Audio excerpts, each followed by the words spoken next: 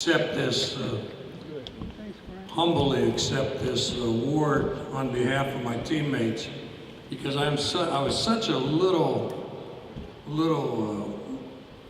spoke in that wheel, and it was such a pleasure to play with these guys.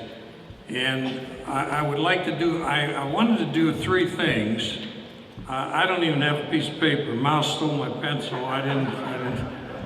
But I wanted to do three things.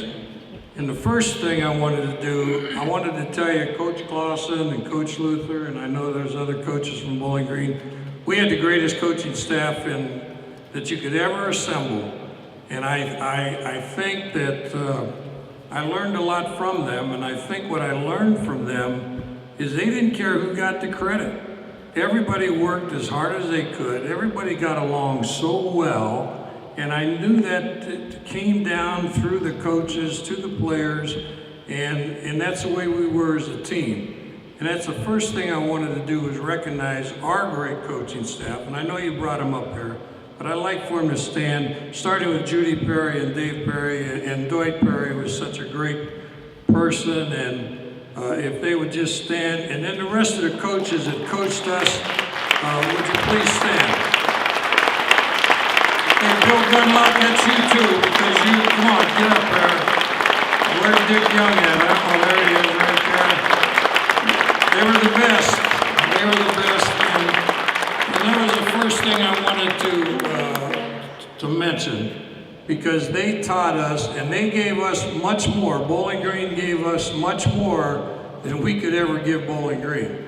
I mean, we won a few football games, but they taught us how to be respectful and be men, and they taught us everything.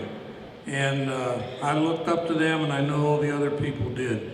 And then the second thing I wanted to do, I'm not a fan of this guy that introduced him, but I wanted all the seniors to stand, because I was just a little guy in that, and then I was going to have all the rest of the team stand.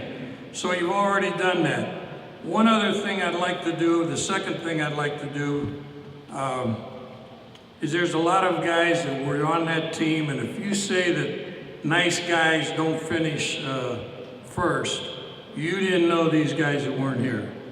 I saw our two co-captains, Bobby Coburn and Bob Zephyr, not only two great players, boy, they were great leaders. I mean, we all looked up to them, and we knew that whatever they said, that's what we should do. And there are so many that are not here, no longer with us, and I'd like to just take one moment of silence for those people that are not here.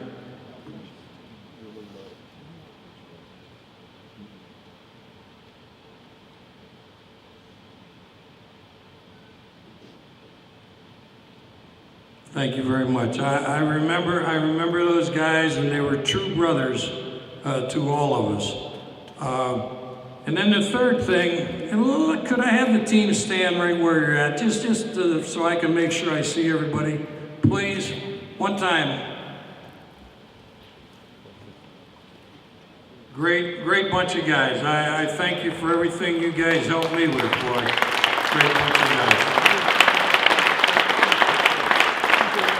And the third thing I remembered, and I hear the family situation so much on different teams, and they say, boy, we're a family. We were a family.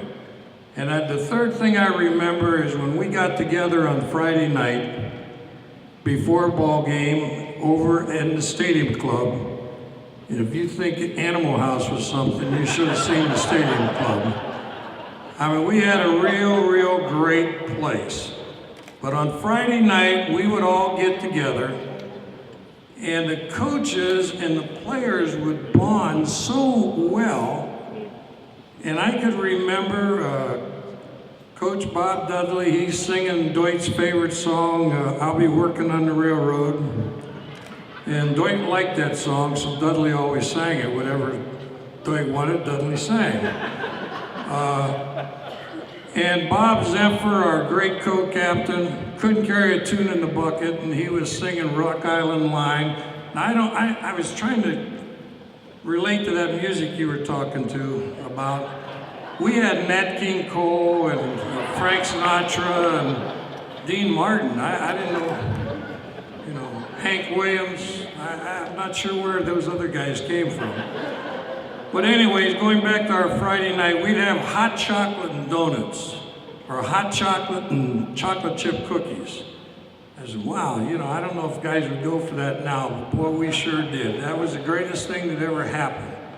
And then we had Gus Pyalunga, who turned out to be a great opera singer. In case you didn't know that, Gus Pyalunga was a great opera singer. He's retired now in Phoenix, Arizona, and he was a star in Europe. I heard him one night. I had the good fortune to hear him one night in Wheeling. He was on his way to the New York Met. He sang everything in Italian. I didn't understand one word he was saying. So I told him afterwards, I said, Gus, and Andre Previn, I'm not much of an opera guy, but Andre Previn came in from California to conduct the orchestra that night. And he said, oh, it's not Gus, it's Augustus Pyalunga. I said, no, that's Gus Pyalunga. And he was a famous guy, and he used to play at Bowling Green, so he would sing on Friday night, and he was pretty good. And then Bobby Coburn, I don't know how he did it, but he stuck that stomach out. He didn't have a stomach, but he stuck it out, and he pulled his belt down, and he put a hat on, and he put his spectacles on his nose, and he tried to act like Dwight, and he was marching around.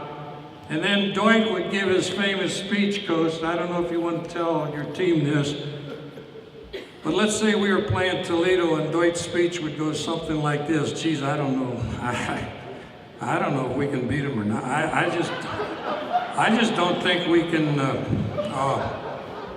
Toledo's way too tough for us. Are you guys sure you want to play Toledo? Now, I realize that you beat Toledo last year by 40 points, but I don't know. This is going to be a tough one. This is going to be tough. But the next, we beat them by 50 then the next one.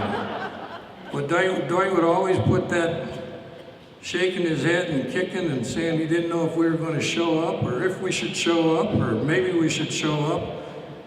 And no matter how much we did, it was such a great family and great togetherness that I know that I'll never forget Bowling Green, and I know all these players here are so happy to be inducted into the Hall of Fame, and good luck against Toledo. And one other thing we did on Friday night, which we'll do today because Mary Ellen, I'm not even sure who Mary Ellen, where are you, Mary Ellen? Mary Ellen's the one that told me to say something, so Mary Ellen said we could do whatever I wanted to do. So the way we ended Friday night was Big Ski. Where's Ski? Come on up here, buddy. And all the rest of the players stand up, and they all know what we're going to do. And now there's two verses of this song, and the second verse is exactly like the first.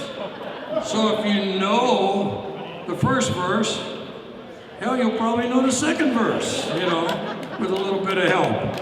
And then Ski would always lead us, and then the coaches would just shake their head, and we'd show up the next day and beat somebody in the submission. And it went something like this.